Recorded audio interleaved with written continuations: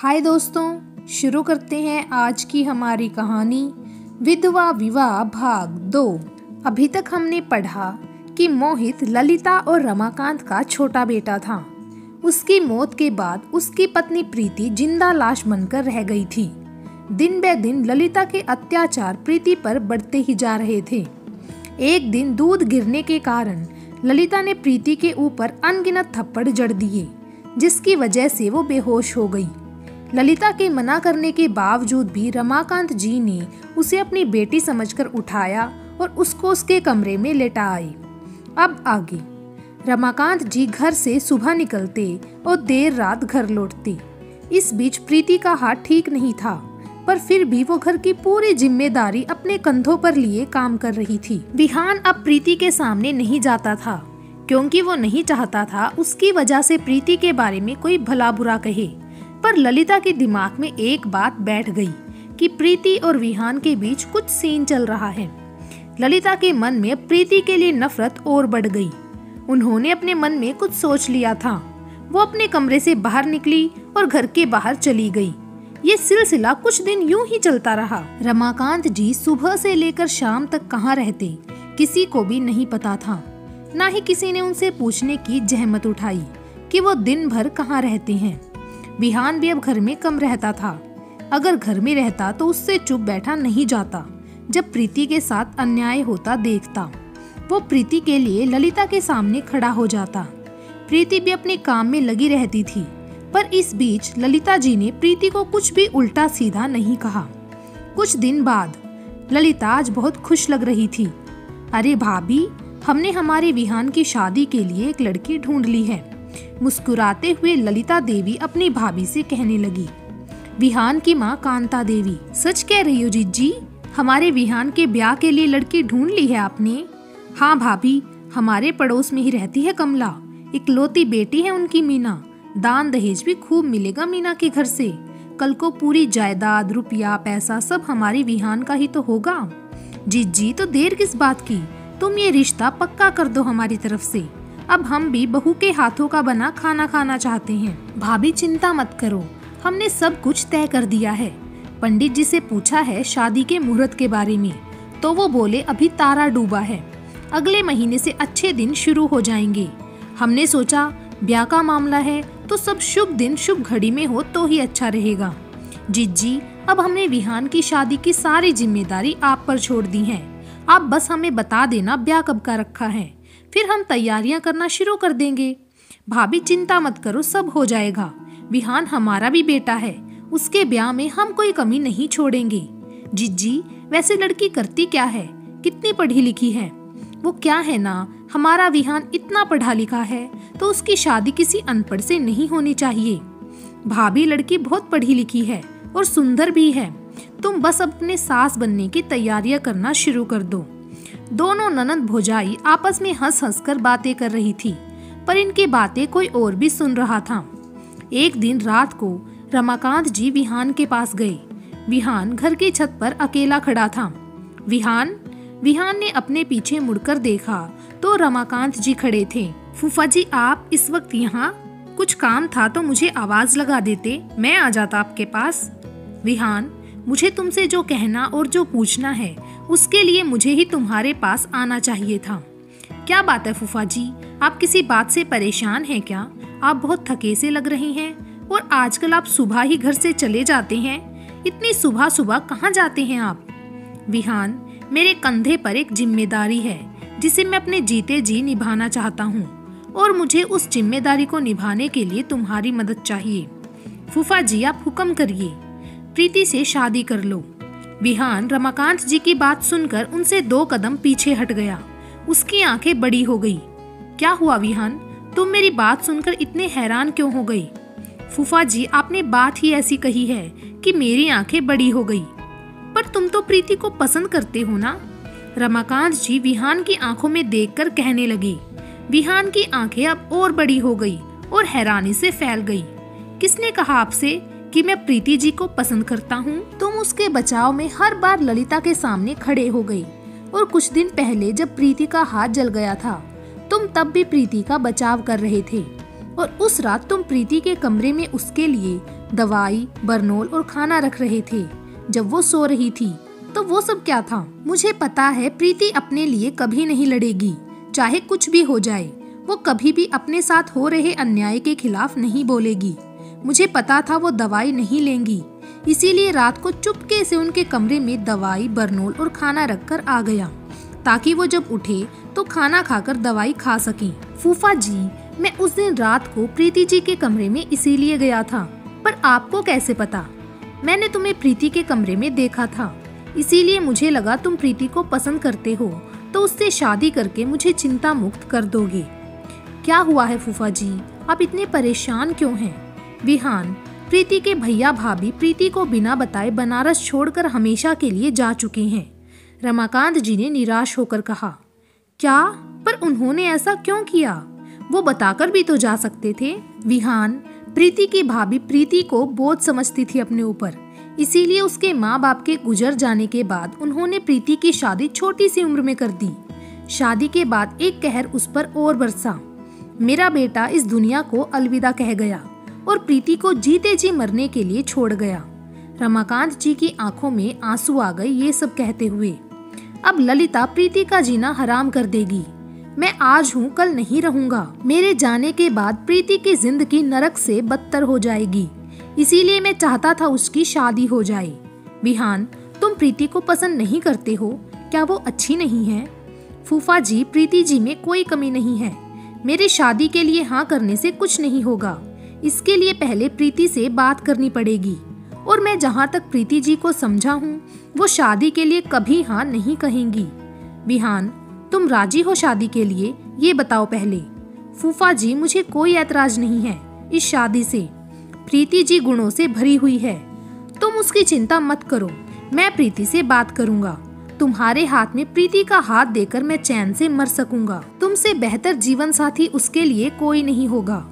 तभी छत पर किसी के आने की आहट हुई तो दोनों ने अपने पीछे मुड़कर देखा तो दोनों की आंखें बड़ी हो गई। विहान और रमाकांत जी ने पीछे मुड़कर देखा तो ललिता खड़ी थी, जो दोनों को घूर रही थी। रमाकांत जी और विहान का गला सूखने लगा। कहीं ललिता ने मेरी और विहान की कोई बात तो नहीं सुन ली जो हम आपस में कर रहे थे? रमाकांत जी अपने मन में सोचने लगे।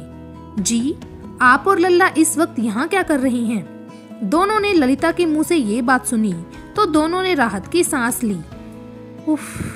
विहान ने लंबी सांस ली और खुद को नॉर्मल किया। बुआ, नींद नहीं आ रही थी इसीलिए छत पर आ गया।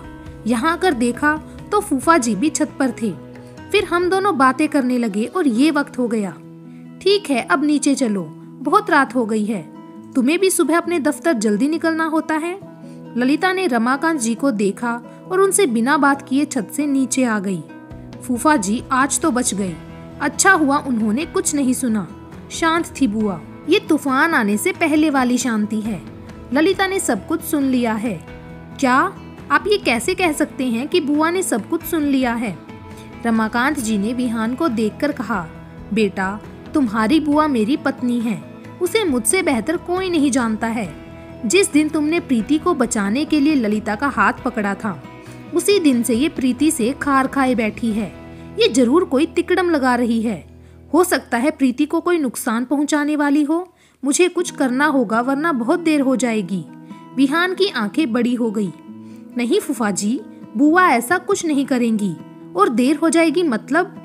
विहान, मुझे लंग्स कैंसर है। रमाकांत जी ने विहान के सामने बहुत बड़ी बात का खुलासा किया था आज।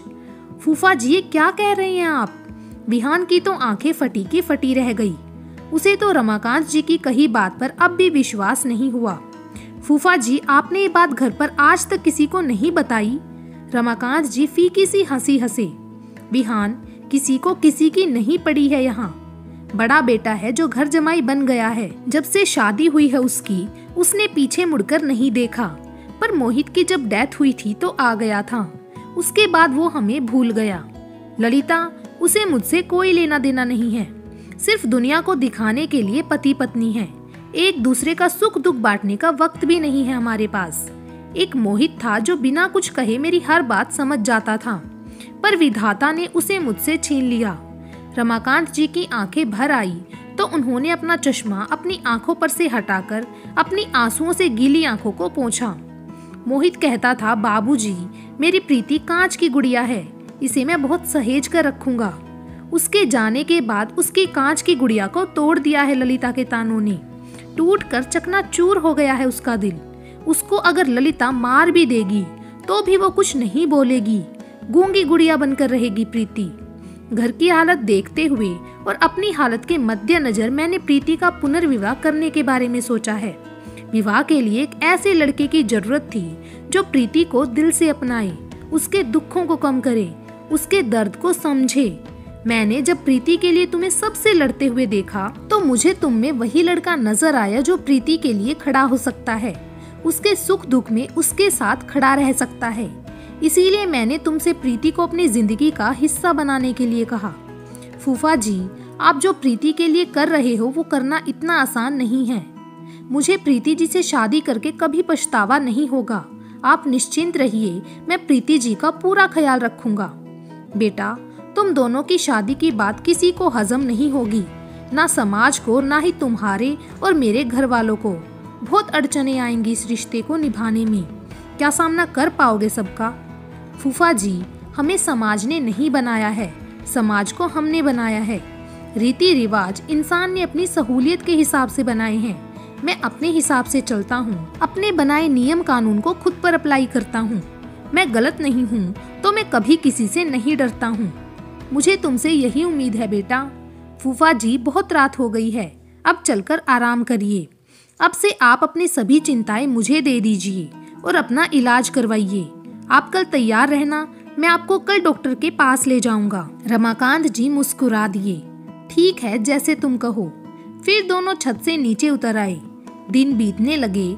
ललिता मीना को किसी न किसी बहाने अपने घर बुला लेती, फिर उसे विहान के साथ जबरदस्ती उसकी बाइक पर उसके कंप्यूटर सेंटर भेज देती।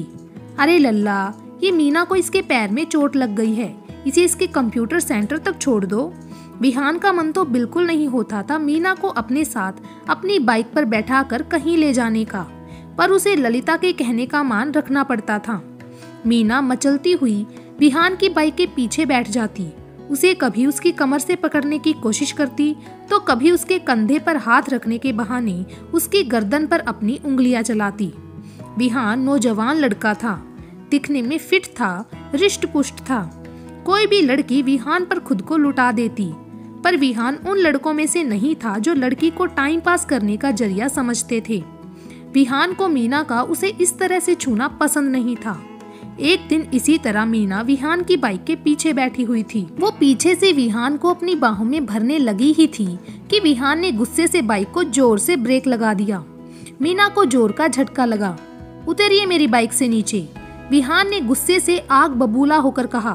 क्या हुआ विहान, तुमने बाइक बीच सड़क पर क्यों रोक दी? ज्यादा भोली बनने की जरूरत नहीं है। मेरे सामने आप जो करने की कोशिश कर रही हैं, मैं उससे भली भांति परिचित हूँ। आज के बाद किसी और को ढूंढ लेना अपने ले जाने छोड़ने के लिए। विहान ने गुस्से से मीना को उंगली दिखाते हुए कहा, और मुझसे दूर रहना, वरना मुझसे बुरा कोई नहीं होगा। विहान ने मीना को बीच सड़क पर अपनी बाइक से नीचे उतार दिया और वो अपनी बाइक को दोबारा स्टार्ट करके वहां से चला गया। मीना गुस्से से उसे जाता हुआ देख रही थी। अपने बालों की लट को अपनी उंगली में लपेटकर अजीब तरीके से मुस्कुराने लगी मीना। आज नहीं तो कल तुम मेरे हो जाओगे, फिर तुम्हारे तन मन धन पर सिर्फ मीना का हक होगा। फिर हक से तुम्हारी कमर पर अपने हाथ लपेटूंगी और तुम्हारी गर्दन पर अपने होठ रखूंगी। मीना की सोच विहान को लेकर बहुत आगे बढ़ चुकी थी। कुछ दिनों बाद घर को सजाया जा रहा था। विहान ने भी देखा, पर अनदेखा करके अपने ऑफिस चला गया। प्रीति को अपने कमरे में रहने की सख्त हिदायत दी गई। रमाकांत जी सच जान गए और वो घर से बाहर निकल आए। उन्होंने कमला और ललिता की बातें सुन ली थी कि दोनों मीना और विहान का ब्याह 2 दिन बाद करवा देंगे। देर रात तक रमाकांत जी और विहान घर नहीं लौटे तो ललिता गुस्से से इधर उधर चक्कर काटने लगी। मीना के घर वाले भी वहीं मौजूद थे। हद होती है किसी बात की। सुबह से मोहित के पापा घर से निकले हैं, अब तक नहीं लौटे, और विहान ये पता नहीं कहाँ रह गया है आज। ये तो वक्त पर ही घर लौटता है अपने दफ्तर से। तभी घर का मेन दरवाजा खुला तो ललिता की नजर और मीना और उसके घर वालों की नजर दरवाजे पर गई तो सबकी आंखें बड़ी हो गई और ललिता वहीं आंगन में फर्श पर अपना सिर पकड़कर बैठ गई। ऐसा क्या देखा सबने जो उनकी आंखें खुली की खुली रह गई, वो हम जानेंगे कल के भाग में। तब तक के लिए थैंक यू।